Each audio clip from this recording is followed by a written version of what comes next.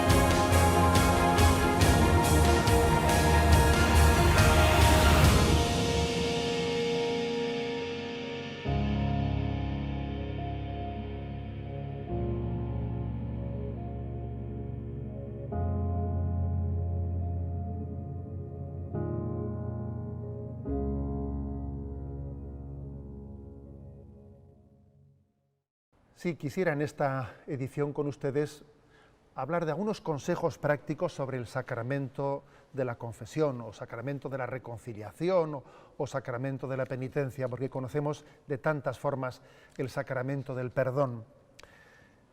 Comienzo por la siguiente reflexión. Estamos en una cultura del impacto mediático, sí, en la que la imagen puede llegar a tener más impacto que la palabra. Es verdad que dijo San Pablo eso de que la fe entra por el oído, pero yo me atrevería a decirle a San Pablo que quizás si viviese en nuestro mundo diría también que la fe también entra por el ojo. Sí, el testimonio verdaderamente puede llegar a ser muy aleccionador. Y ha habido dos imágenes del pontificado del Papa Francisco que yo creo que pueden pasar a ser emblemáticas. Una de ellas es el abrazo del Santo Padre a los rostros de enfermos deformes. Sí, nos acordamos de determinadas imágenes, como algunos enfermos que a nuestra sensibilidad más bien nos producen una dificultad de acercamiento. Sin embargo, ver cómo la caridad y la misericordia se vuelca totalmente sobre esos enfermos y les besa en su rostro deformado con cariño. Es una imagen que ha marcado este pontificado. Y la otra imagen que yo creo que ha marcado este pontificado es la imagen del Papa confesándose. Antes de él sentarse a administrar el sacramento del perdón, ser él, en primer lugar, el que se pone de rodillas y pide perdón. Mostrarse delante del mundo como un médico enfermo, un pastor que al mismo tiempo es oveja, y no deja de ser oveja para poder ser pastor, y compaginar ambas cosas, ¿no? Como dijo San Agustín en una conocida expresión suya, con vosotros soy cristiano, para vosotros soy pastor. Esta intuición del Papa Francisco también se ha traducido en otras cosas, como la introducción de esa celebración de las 24 horas para el Señor en medio de la Cuaresma, una celebración intensiva durante 24 horas ininterrumpidamente del sacramento de la confesión en las catedrales o en otras iglesias, o todos recordamos el jubileo de la misericordia. Sí, creo que en ese espíritu, en ese don carismático que el Papa ha ofrecido a la Iglesia, de una manera central está la llamada a la conversión, la llamada al sacramento de la confesión. Quisiera desgranar algunos consejos prácticos sobre cómo acercarnos con confianza, superando nuestros miedos, ¿no?, y nuestras resistencias interiores a este sacramento de la confesión. Todos recordamos que en nuestro catecismo aprendimos que los pasos, ¿no?, de este sacramento en su celebración son 5. examen de conciencia, dolor de los pecados, propósito de enmienda, confesar los pecados al sacerdote y cumplir la penitencia. Vamos a repasarlos.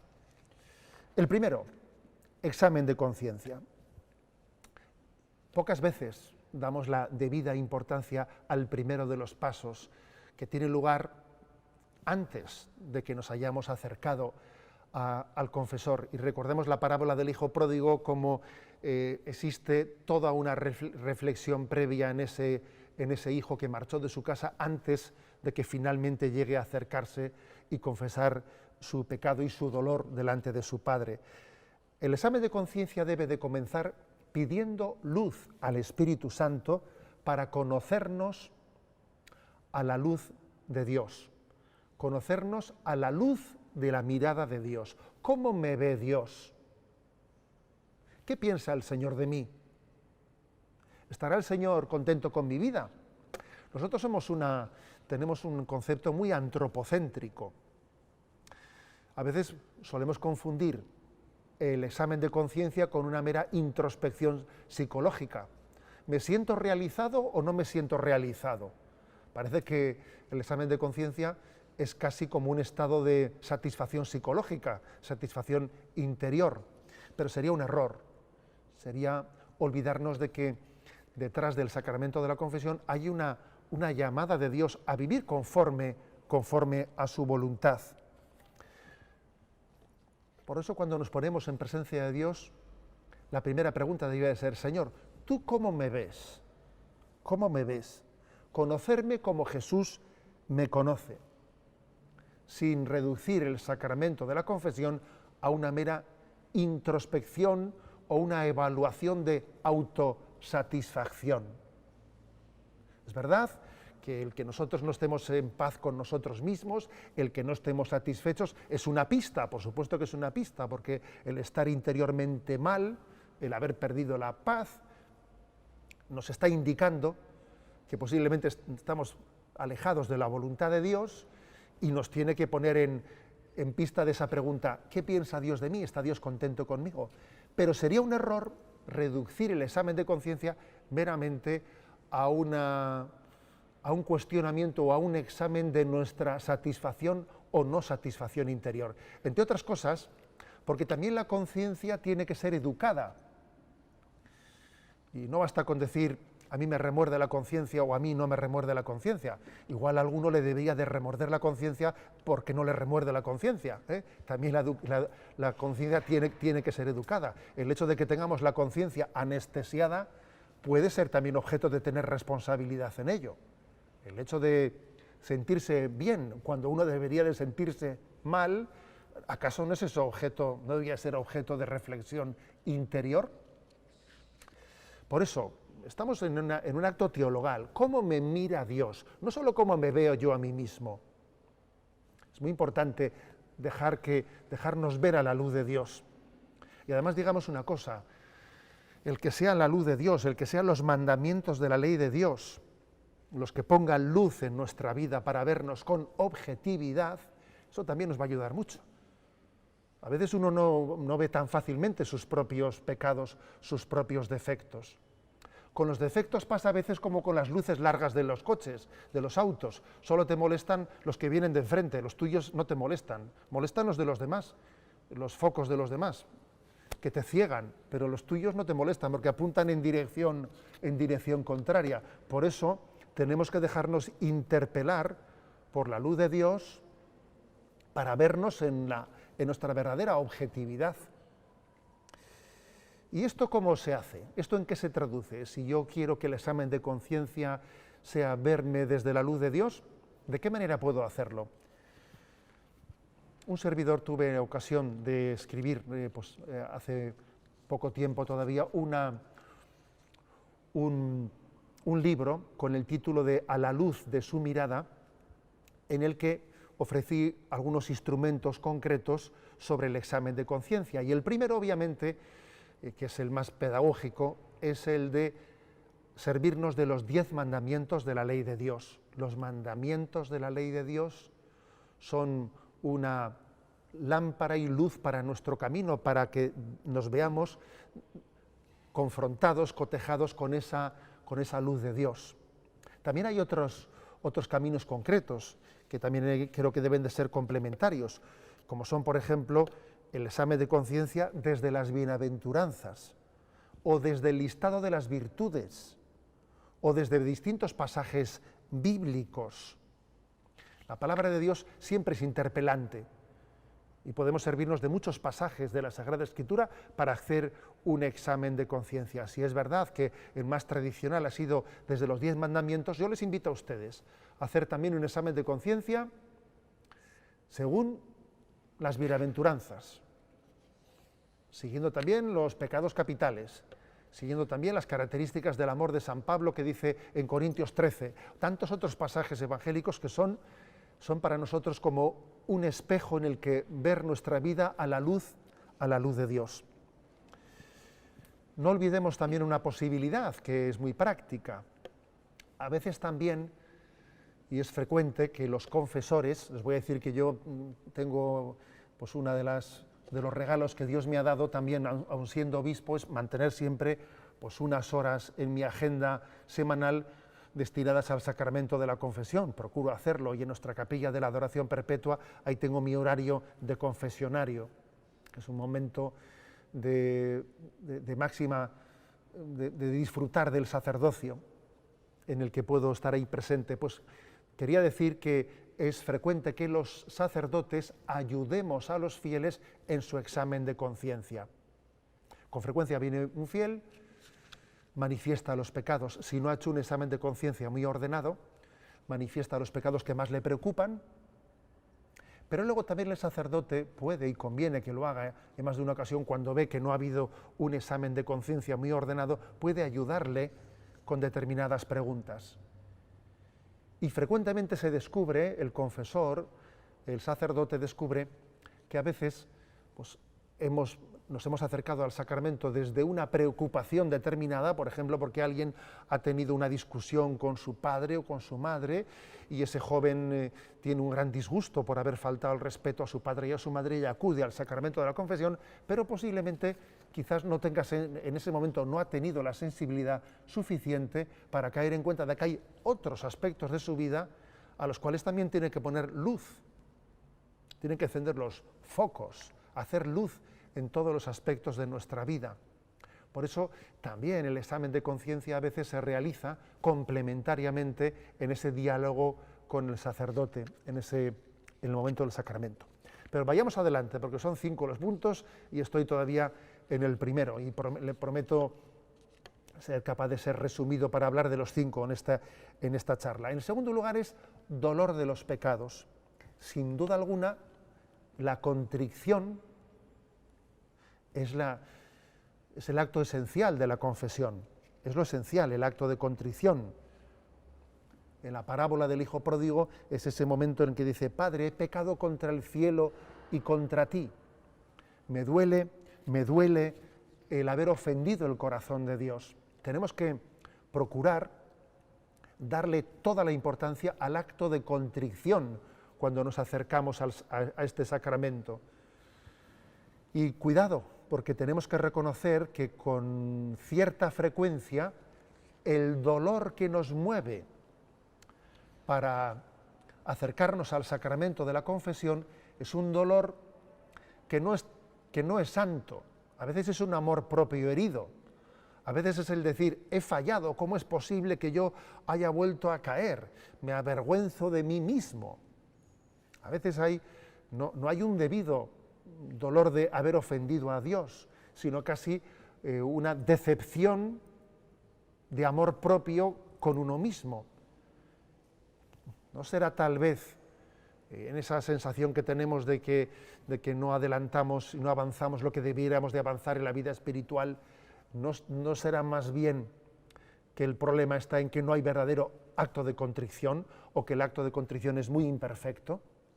Porque todos sabemos que desde la atricción a la contrición hay un paso que debe de darse y debe de irse purificando. La atricción sabemos que es el dolor por las consecuencias que pueden derivarse de nuestros pecados, pero la contrición es el dolor por haber ofendido a quien sé que me ama. Tenemos que pedir al Señor, para poder avanzar en la vida espiritual, tener verdadero dolor de contrición. Me duele no darle a Dios la respuesta que se merece. Me duele no responderle como un hijo debiera hacerlo con su padre. El tercer aspecto, después de ese acto de contrición que digo que es central y es el que es definitivo, ¿no?, en este sacramento de la confesión, y a veces también puede ocurrir que si el dolor de contrición no era suficiente, en el mismo encuentro con el sacerdote se suscita. Recordemos cómo el hijo pródigo posiblemente se acercó al encuentro con su padre sin darse cuenta de lo que le había hecho sufrir a su padre, y al encontrarse con él, al ver cómo el padre le acogía, se dio cuenta de lo que le había hecho sufrir. También puede ocurrir que el acto de contrición, en el momento del encuentro, de la celebración del sacramento de la confesión, sea como un abrirnos los ojos a qué bueno es Dios, qué paciencia ha tenido conmigo y cómo le he hecho sufrir.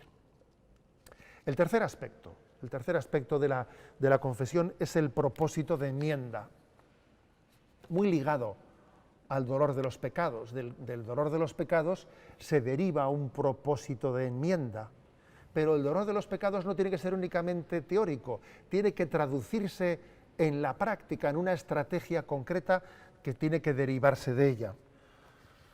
Acordémonos como en el Evangelio hay pasajes que dicen: si tu mano te hace caer, córtatela, que más te vale entrar en el cielo manco. Que ese tipo de consejos evangélicos, que obviamente, ¿no?, pues la Iglesia nunca ha interpretado en su literalidad, sino que los ha interpretado en un sentido espiritual, en cortar por lo sano. Decimos, no sé si ustedes en su utilización de la lengua española utilizan esa expresión. En España utilizamos mucho la expresión hay que cortar por lo sano.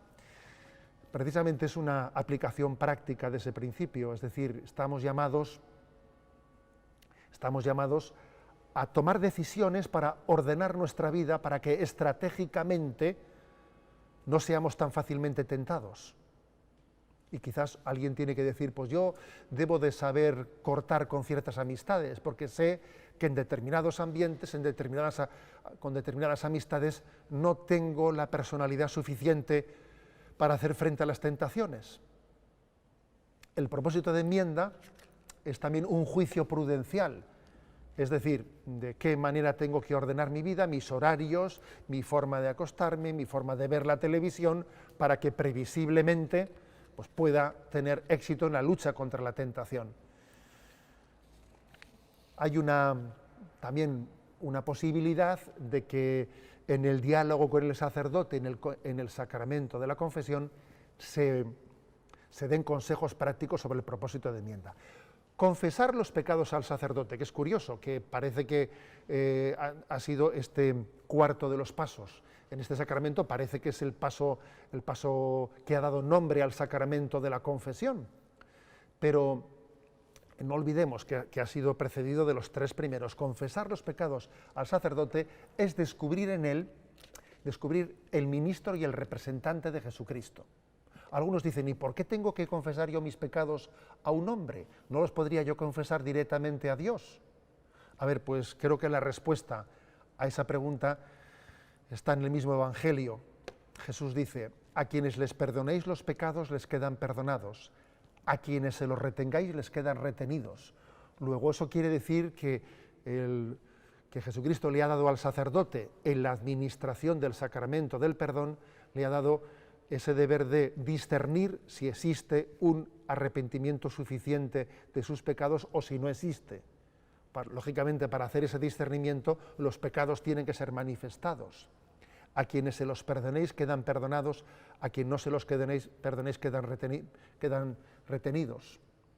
En esa resistencia que hay a veces en algunos contextos de manifestar los pecados a un hombre, a un sacerdote, a un ministro de Dios, yo en alguna ocasión me he atrevido a decirle a alguien que dice, ¿no?, que manifiesta, yo me confieso directamente con Dios. Y le digo, bueno, ¿y por qué no te bautizas directamente con Dios? ¿O por qué no celebras tú la Eucaristía tú solo con Dios? Tú, cualquiera de los 7 sacramentos, entiendes que hay un ministro para celebrarlo. ¿Por qué este sacramento pretendes hacerlo por una especie de unión directa con Dios sin la mediación sacramental? Obviamente es una tentación del maligno que pretende poner en cuestión la mediación sacramental de la Iglesia. El sacerdote es ministro de Cristo y cuando estamos ante él estamos ante la presencia del Cristo glorioso que nos abraza, que nos perdona. Y el secreto de confesión que obliga a todos los sacerdotes obviamente tiene su razón de ser porque no está actuando a título propio, particular, sino actúa in persona Christi, en nombre de Jesucristo. Y por último, el quinto de los puntos, cumplir la penitencia, examen de conciencia, dolor de los pecados, propósito de enmienda, confesar los pecados al sacerdote, cumplir la penitencia. Estamos llamados a que esa penitencia sea también medicinal. A veces tenemos que reconocer que los sacerdotes hemos recurrido a una penitencia un poco estándar para todo el mundo, del rezo de unas oraciones de una manera un poco estandarizada. Y debiéramos hacer un esfuerzo de que las penitencias fuesen también lo máximamente adecuadas, personalizadas y pedagógicas. No olvidemos una cosa, también la Iglesia le dice al penitente que puede sugerirle al confesor alguna penitencia para que el propio confesor se la imponga. A veces es muy interesante esta posibilidad, que el propio penitente le sugiera al sacerdote: creo que me vendría bien esta penitencia para sanarme, porque uno mismo es conocedor de sus circunstancias y a veces puede ayudarle mucho al sacerdote en esa elección de la penitencia adecuada. La penitencia no es un perdón pospuesto, entendámoslo bien, ¿eh? La penitencia no es decir, bueno, pues Dios no te ha perdonado del todo, pero en la medida que hagas esa penitencia te irá perdonando. No ese es el sentido. La penitencia es la conciencia de que en nuestra vida, además de ser perdonados, de que nuestra culpa sea perdonada por Dios, es muy importante también la reparación, la purificación de la mancha que el pecado ha dejado en nosotros. Tengamos en cuenta que el pecado, además de haber infligido una ofensa en el corazón de Dios, también el pecado ha dejado en nosotros una mancha que es tarea nuestra, es cometido nuestro en nuestra vida irla purificando, y de ahí la doctrina de las indulgencias, y de ahí también pues la necesidad a veces del purgatorio como una etapa de purificación después de nuestra vida. Son 5 pues esos pasos que he querido desarrollar como en consejos prácticos de cómo confesarnos y cómo acercarnos, ¿no?, a este sacramento que es maravilloso.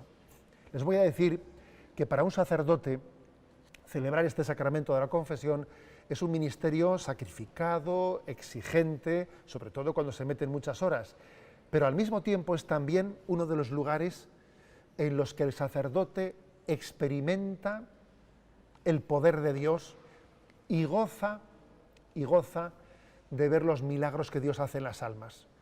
Ha habido muchos momentos en mi propia vida, se lo puedo compartir, en los que cuando alguien ha asistido al milagro de una conversión en el sacramento de la confesión, ha visto un propósito de enmienda, ha visto un acto de contrición, unas lágrimas, que ha dicho: Señor, te doy las gracias por el sacerdocio que me distes, solo por este momento del que estoy siendo testigo, estoy asistiendo al nacimiento de una nueva vida en el sacramento de la confesión, solo por este momento hubiese merecido la pena mi vida.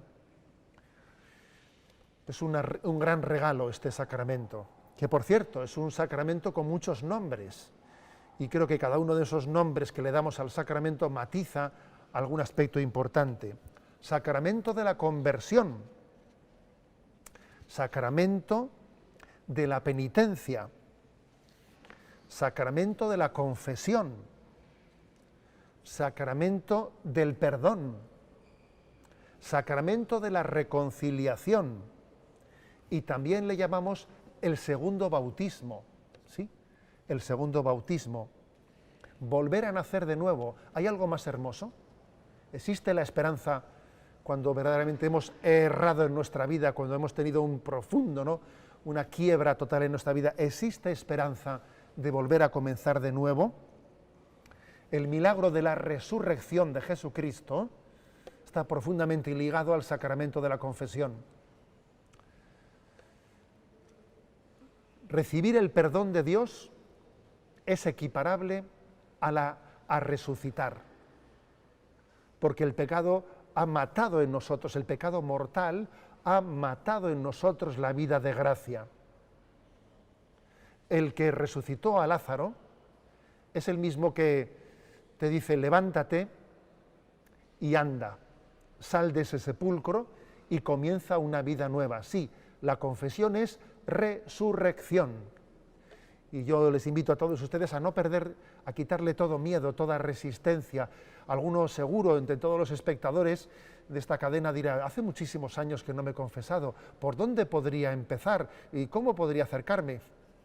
Y si te acercas al sacerdote, después de haber hecho un examen de conciencia de tu vida, si te acercas y le dices: ¿me ayuda usted porque hace 30, 40 años que no me he confesado, o tal vez no lo he hecho nunca?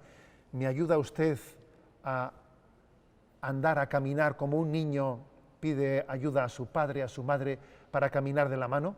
No tengamos miedo a nuestra incapacidad, no tengamos miedo a no saber cómo hacerlo. El Señor está deseando darnos un abrazo de acogida. La confesión, antes de una iniciativa tuya, es una iniciativa del Señor que te llama. Si tú tienes una duda, una lucha interior para confesarte, que sepas que estás siendo llamado. Esa lucha interior nace de una llamada. Si escuchas hoy la voz del Señor, no endurezcas tu corazón. Vete, acércate y recibe el abrazo de un Padre misericordioso que te dirá: te estaba esperando. Muchas gracias a todos. Continuaremos con nuestras reflexiones en los próximos programas.